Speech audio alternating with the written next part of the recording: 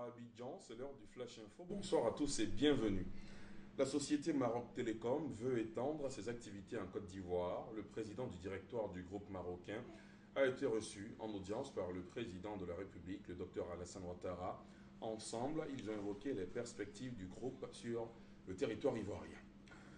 La Banque mondiale a octroyé 1,9 milliard de francs CFA à la Côte d'Ivoire. Cette somme va servir à lutter contre le changement climatique de 16 millions d'hectares en 1960. La forêt ivoirienne est passée actuellement à près de 2,5 millions d'hectares. Une convention a donc été signée hier entre la ministre chargée de l'économie et des finances, Kabane Yale, et Ousmane Diagana, directeur des opérations de la Banque mondiale en Côte d'Ivoire. On en reparle dans la grande édition. Autre signature de convention, cette fois entre l'État ivoirien et les industriels du plastique. Il s'agit de la mise en activité des unités de collecte, de tri et de recyclage des déchets plastiques. Le premier site de l'unité est maintenant ouvert dans la commune d'Atekoubé. Le chef du gouvernement ivoirien, Daniel Kablan-Duncan, a procédé au lancement du programme de collecte de tri et de valorisation des déchets plastiques.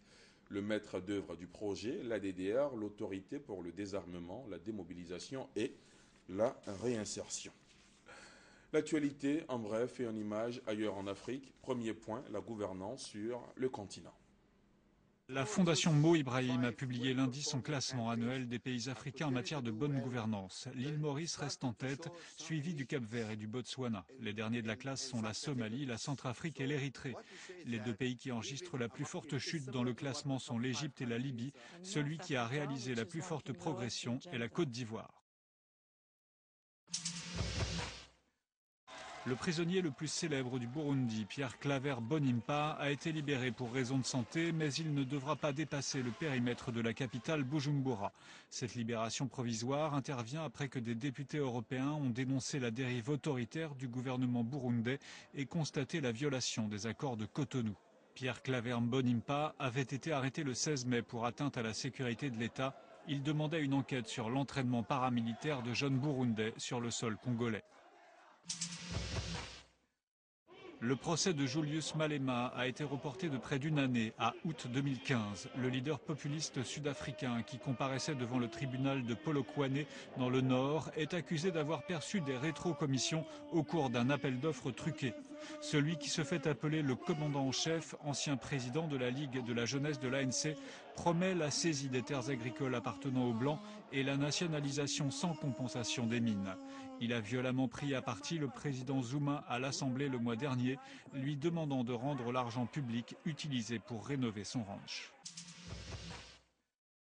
Le Premier ministre malien a rencontré aujourd'hui le chef de gouvernement français Manuel Valls. Moussa Mara fait actuellement une tournée des donateurs qui avaient pris des engagements pour le plan de relance du Mali.